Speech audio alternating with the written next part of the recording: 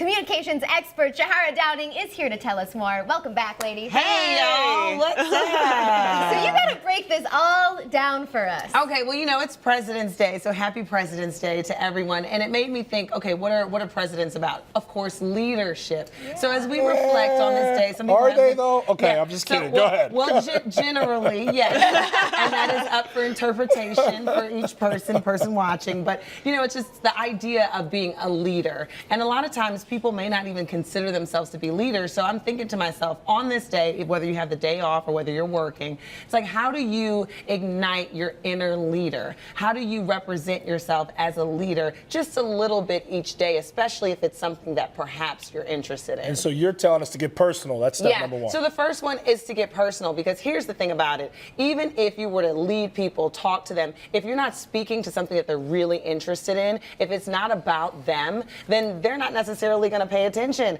I mean, they're not going to listen unless they know it has something to do with them, if it applies to them, if it touched a personal place. So the first thing is when you think about leadership, it isn't about just this big idea of how do I present myself, but how do you get personal with each and every person that you connect with. So that's the first thing that you have to consider when you think about bringing out your inner leader, is get personal with people. That's the first one. So topic number 2, pay attention. Okay, so now when you're getting personal with people, you have to pay attention to the details. And that's what's really going to open up their heart space to you. So let's say, for example, you all are working with each other. If you know that, Danielle always comes in to work on time or a little bit early, and you want to get personal, like, Danielle, what are you doing in the morning? What time are you waking up so that you can get here so early? I see it every day. Pay attention. It does not go unnoticed. So now you're getting personal, but you're going to pay attention to the detail, because that's almost like the evidence that shows that you're paying attention. So pay attention to the details, and that's going to make them really feel like you're getting to know them personally. Before we get to topic number 3, how important are physical cues like eye contact? Or Oh no, that's a total big thing. And here's one tip that I would always give, no matter who you're talking to, whether it's a stranger or whether it's people that you know, you always want to open your heart to people. So as I just did, I was talking about Danielle, I always open my heart. Keep your chest open. Oh, I it's like that an energy rule. thing, you know? So I would say whenever you're talking to people, don't be afraid to connect. And that's I would say a thing that a lot of leaders do. So if I'm talking to people, it's not just going to be here. I can get personal and just open up my chest to y'all. See, look at that. Look how personal. That's just weird. Look how personal they're getting right yeah, now. nobody's opening up their We chest got to me. extra personal. So yeah, so I would say, No, I mean, I don't know if I should have a chest open up to me. no, but I don't even. open up your heart, Yes. and that happens in the physical Yeah, I space like as well. that. That's yeah, nice. Exactly. Because sometimes it's hard to make eye contact. Sometimes my eyes hurt if I make constant eye contact. But to have your heart open, that's a good Exactly, rule. I like that. exactly. Yeah, and then finally, Your eyes hurt. You're so funny. how was that happening? Am I hurting your eyes right now? Am I You know, that? if you stare at something for too long, you start like seeing things. I'm like, am I that difficult to look at? No, Sherhara, you're quite the opposite. Let I me think we're having a breakdown of communication. Got to get it back on track. Express passion.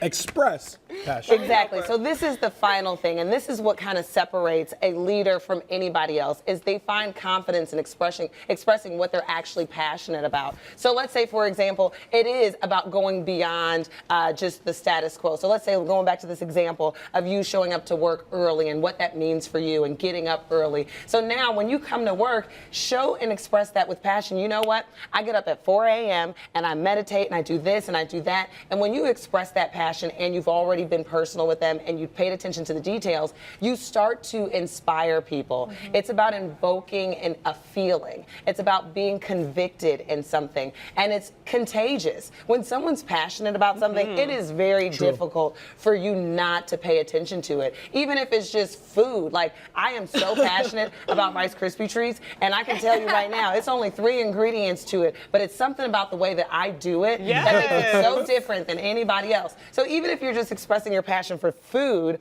when you do that, people are now open and receptive. It's very contagious. So when you think about invoking this inner leader, think about what you're really passionate about. Go into each day saying, you know what, I'm going to show people what I'm passionate about, and that's what makes you a leader. I like what you said there. You said that passion, that excitement, that energy is contagious. And that also means that the bad energy is contagious as well. Exactly. So you have to be aware of that as well. Now what you're passionate about may not necessarily be a positive thing to everyone, but there is a commonality when it comes to when anyone's passionate about anything, even if it's a topic or a viewpoint that you don't agree with, you still can recognize that that's getting them fired up. That's something that they believe in. Sure, I got to ask you this because a lot of people will ask me when they see you on because you light up the screen and you gauge that attention from our viewers.